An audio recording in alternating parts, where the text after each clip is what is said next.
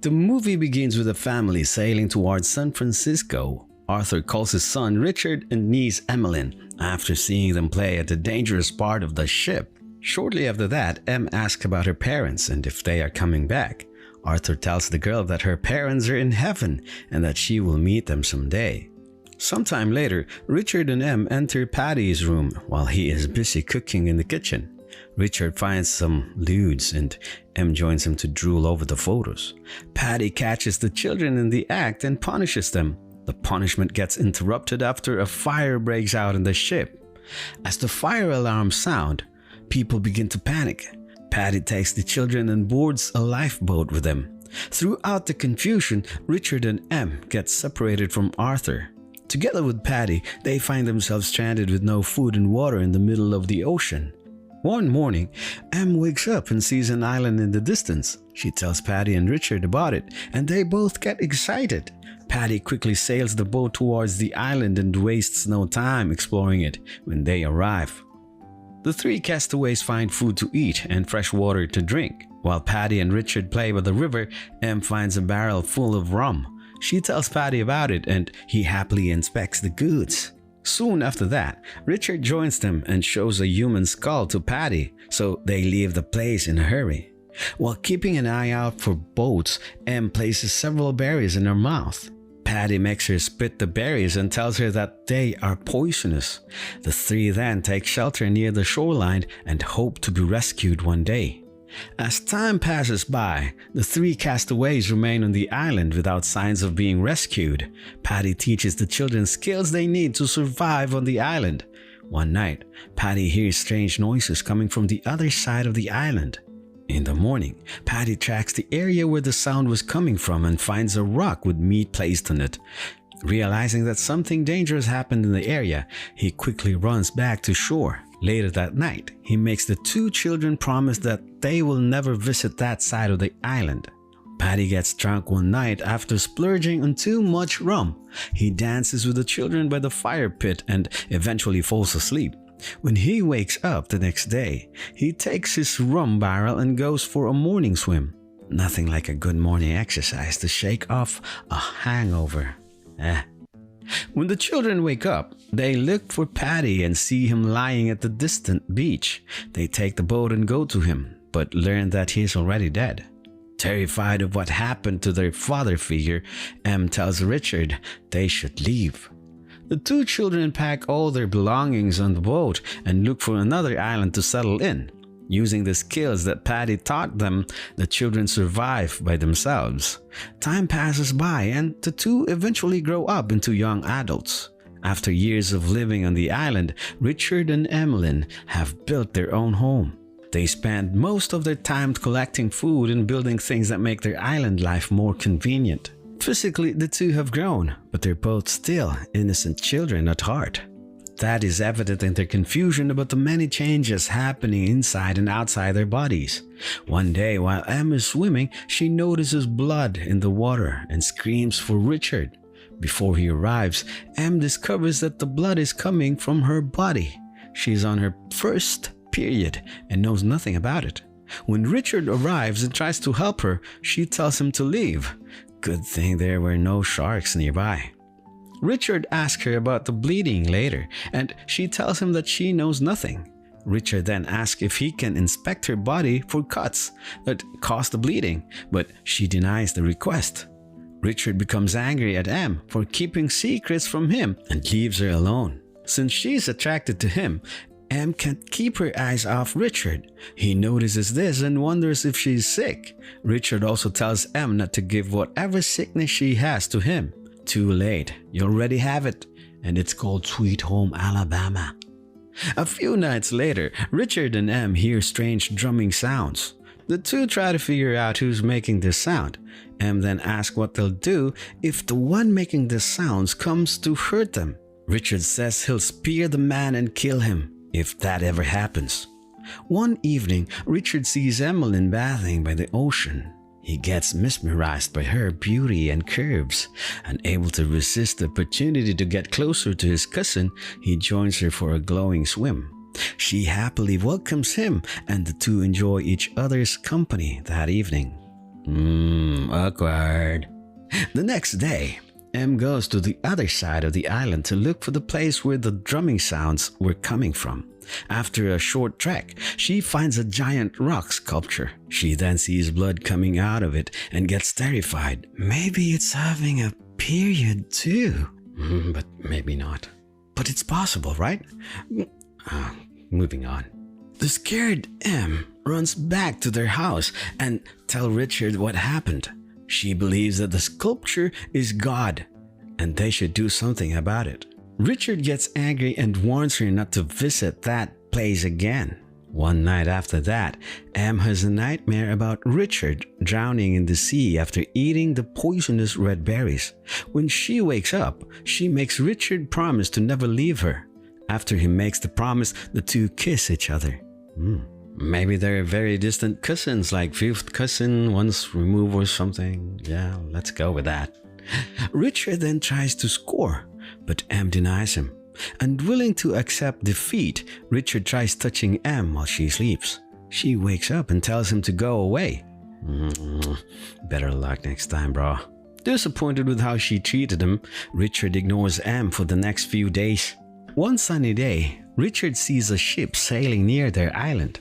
He runs back to their house as quickly as possible, hoping to light their signal fire on time. While that happens, Em sees the ship too, but she doesn't bother to light the fire. When Richard arrives and learns that Em did nothing, he gets furious at her. He decides to leave her behind and sail to San Francisco by himself with the ship he made. Unfortunately, Richard's flimsy boat doesn't travel that far, and he swims back to shore defeated. Em laughs at her blunder and says that the island is now their home. She also reveals that she knows he's been playing with his man rod lately. Angry at Em for making fun and spying on him, Richard throws a coconut her way. I'm sure he wanted Em to throw her coconuts his way too. Wink wink. After some back and forth mockery, the two end up fighting seriously. Richard goes back home and starts throwing Em's belongings outside. He claims that he's the one that built the house, so he has the right to choose who lives in it. In the end, Em gets forced to take shelter in the nearby rock formation. Damn, the girl is in the doghouse for once. The next day, Em steps on a rockfish while foraging for food. Richard doesn't see Em that day, so he checks up on her and learns that she's weakened due to the rockfish's poison.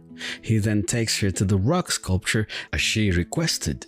Richard carries Em through the forest and to the sculpture's location. Once there, he puts her down on the sculpture's altar and begins praying for her recovery. When Em recovers a few moments later, he no longer hesitates to express his feelings toward her. Richard helps Em to go back to shore, and they start getting romantically closer to each other. Their romance eventually reaches a boiling point, and they finally get intimate. As time flies, the two become happier and no longer hold back their intimacy. Loneliness does amazing things, you know. One morning, Richard sees Em vomiting near the ocean. When he tries to get intimate with her that night, she declines. Em then says that it hurts when they try to do it, and she doesn't know why. She tells Richard to feel her stomach because something is moving inside it. Richard places his hand on her belly and realizes she's telling the truth. They are both clueless about what's happening and if Em is okay. This is why it's important to have health education classes, especially on remote, deserted islands. Several months pass and Richard hears the drumming noises again. He musters the courage to investigate and discovers a group of savages. After observing their ritual, Richard gets terrified after seeing them sacrifice one of their own to their deity. Scared of the danger in front of him, Richard quickly runs back to their house. Once there, he hears Em screaming in pain. She's going into labor and, with Richard's help, gives birth to a boy. Despite an extreme lack of knowledge about pregnancy, the two manage to deliver their baby. Sometime later, the two try feeding the baby with fruits and water. They fail miserably and wonder what is wrong with the child. Fortunately, Em's maternal instincts kick in, and she unknowingly breastfeeds the baby. Have these two never been exposed to pets before? After that, Richard tells Em about the savages and the ritual he saw. Since they are isolated from the outside world, the two are confused about why people hurt each other. Richard then says that whatever happens, he will protect their home. Time passes again and the baby grows up. They name the baby boy Paddy, and it's to honor the man that saved them. He even learns to swim in the ocean with his parents. Wow, that kid can swim better than me. I can't swim at all, by the way. The family now lives on the island happily and spends most of their time playing together. One day, they see a ship in the distance. Unbeknownst to them, it belongs to Richard's father, Arthur. It seems he's been searching for his son and niece all these years. The two decide not to bother signaling the ship because they agree that the island is now their home. Meanwhile, Arthur uses a telescope to have a closer view of the mud-covered Richard and Em. Unfortunately, the mud makes it difficult to determine who they are, so Arthur assumes it's not them. His ship continues to sail away from the island after that. He didn't think to stop by anyway and ask if they've seen the kids. Several days after that, Em decides to visit the island where they lived with Paddy. Richard takes her there, along with the baby. While Richard looks for bananas, Em finds their old stuff and starts reminiscing. Em spaces out and fails to notice Paddy bringing poisonous red berries to their boat. While waiting in the boat for Richard to return, Em falls asleep. When she wakes up, they have drifted away from the shore. Em calls out to Richard and he swims towards the boat. Unfortunately, a shark appears and chases Richard. Perfect time to have your period and throws the blood elsewhere to distract the shark. Em throws their last remaining oar at the shark to buy enough time for Richard. Realizing that the currents are driving them away from the island, they try paddling with their hands, but it doesn't work. Without any means to paddle, the family slowly drifts into the ocean. After several days of drifting, Richard and Em wake up and discover that Paddy is eating the poisonous berries. A worried Em tries keeping the baby awake, but she fails. Realizing that there is no hope left, Richard and Emmeline also eat the berries. Soon after that, they both lose consciousness while embracing the baby and each other. Sometime later, one of Arthur's sailors spots the lifeboat. They take their ship to have a closer look. When they reach the vessel later, Arthur sees Richard, Emmeline, and baby Paddy. He asks if they are dead, and a sailor says they are simply sleeping. It turns out that the berries aren't poisonous after all, and only put people to sleep. The movie ends after Arthur's sailor team boards the lifeboat to rescue Richard, Emmeline, and baby Paddy. Subscribe for more videos like this. Turn on notifications and leave a like. It really helps the channel.